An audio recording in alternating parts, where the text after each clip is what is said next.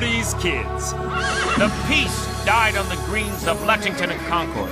It was murdered again at Bunker Hill. There is no peace in the hearts and minds of the countless thousands who have been forced to swallow the vile brew of British tyranny. If you insist on war, you shall have it.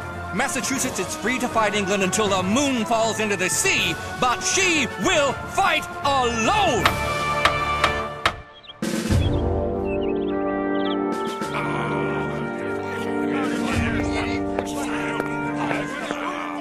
May, 1775. Dearest Mother, Dr. Franklin continues to dazzle me. In these troubled times, when so many people are nervous, or angry, or frightened, Dr. Franklin's resolve is reassuring. Good morning. Gather round. We have a busy week ahead of us, and I have a special mission for each of you. The delegates are arriving for the Second Continental Congress. Great! The Gazette will cover Congress from gavel to gavel. I won't miss a thing. Perhaps not, but you missed everything else. Not yet, James. Henri, the delegates will need fresh water. Keep the buckets filled. I've been thinking, Dr. Franklin, how about a story on our own delegate, Mr. Dickinson? Hold your horses, James. Sarah, I want you and Moses to greet Colonel George Washington when he arrives from Virginia. Assist him in whatever he may need. This Colonel Washington must be important? During the French and Indian War, he saved many lives. I expect big things from him in Congress. I'll get my shawl.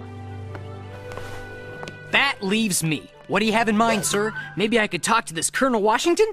No, James. No journalists will be allowed in the hall. No journalists? But... The delegates are here to deal with life and death matters. They'll need to voice their opinions freely, privately. Then what in the world am I supposed to do? Someone has to look after the delegates' horses. Horses? You may need a bigger broom. You may need a shovel.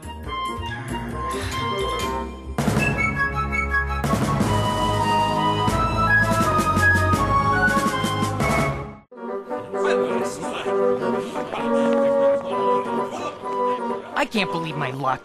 The biggest story in the world is right here in Philadelphia, and I'm stuck babysitting a bunch of dumb horses.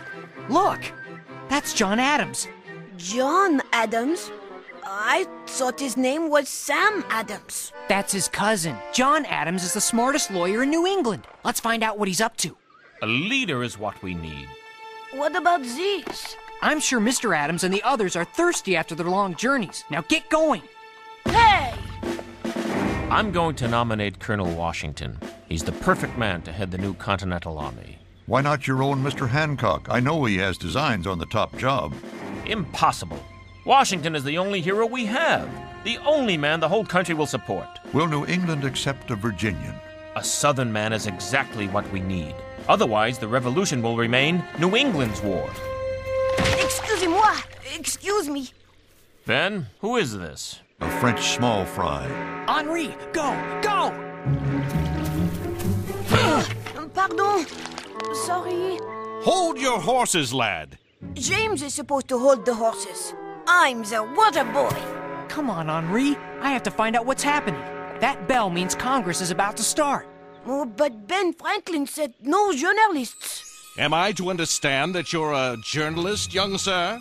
James Hiller, Pennsylvania Gazette. It's a pleasure to meet a fellow newspaper man. You're a newspaper man, too? Paul Wentworth's the name. I understand your little friend here has a ticket into the hall. Ticket? I've got a bucket into the hall. 2 of them. And I've got a pocket full of coins for every scrap of news you bring out with your empty buckets. Coins? I'm all ears. Wait a second. Dr. Franklin said we can't print anything until after Congress is over. And Dr. Franklin is right. We wouldn't want to do anything to hurt the cause. Exactly. However, James, someday it will be up to newspaper men like us to tell the people what went on. And we can't do that without facts, can we? No, we can't. Facts are everything. If you want to make it in this business, you have to go where the action is. Are you game, James? How many coins are we talking about?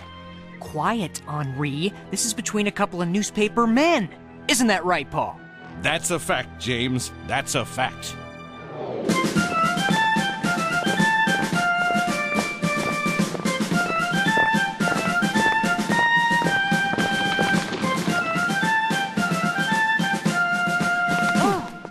Pardon me, I'm a stranger to your fair city. Is this where Colonel Washington is staying?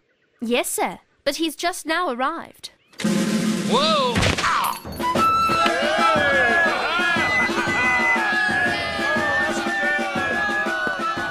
Such poor workmanship on this coach! It's an outrage. Allow me to be of service, Colonel. My name is Moses. Who's your master, Moses? I'm a freed man, sir, in the employ of Dr. Benjamin Franklin.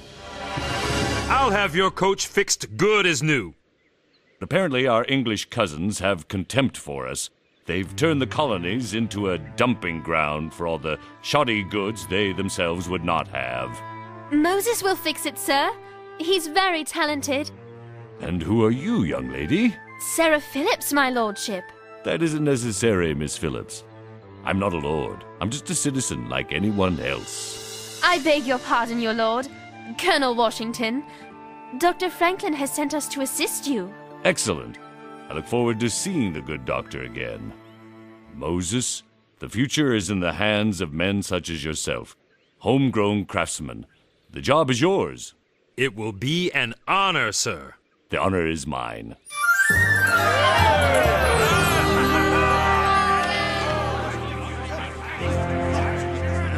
Chair recognizes the delegate from Pennsylvania Colony, Mr. Dickinson. Gentlemen, hear me clearly. There are still those of us who believe in a peaceful resolve to this conflict.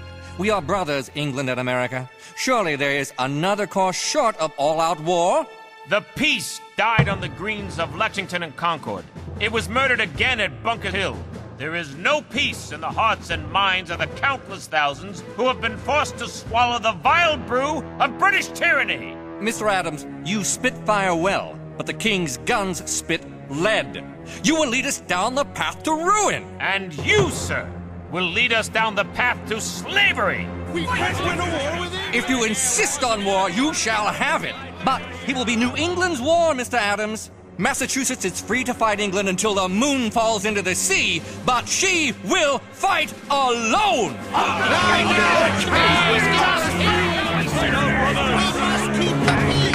Order, gentlemen, order! The chair recognizes the distinguished gentleman from Philadelphia, Dr. Benjamin Franklin. Friends, I remind you that we lack not in great talkers, but great doers. I find myself in agreement with Mr. Adams. War is upon us, like it or not. Our great comfort is that we honestly and faithfully did everything in our power to prevent it. But war is here, on our doorstep, whether our doorstep be in Boston or Baltimore. Forgive me, my voice grows hoarse. Cold water, Dr. Franklin? Notebook? Pencil, please. Not my pencil, please. I hate to nag you, but... I know. Horses.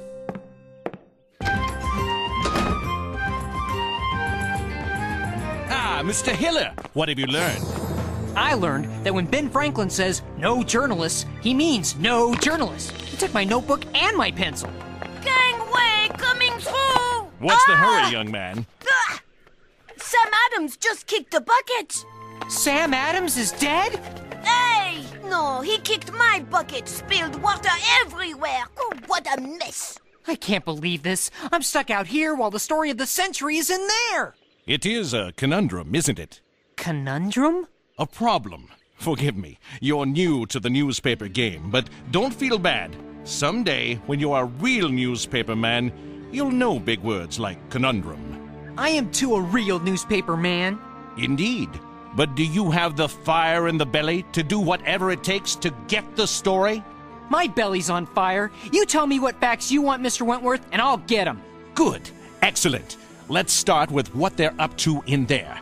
Is Congress going to raise an army? Who will lead the army? The facts, James. We must have the facts. I'm on it. Who, what, why, where, when, and how. Have you got a pencil? Much obliged. Here goes. You'd think a congressman wouldn't be so clumsy. Whoa!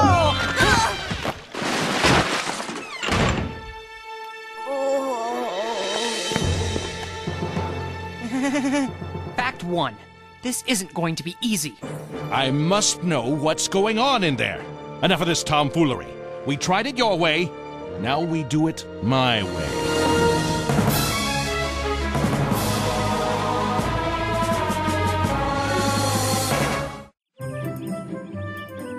It certainly is an exciting time to be in Philadelphia. The city is alive with interesting new people. Exciting and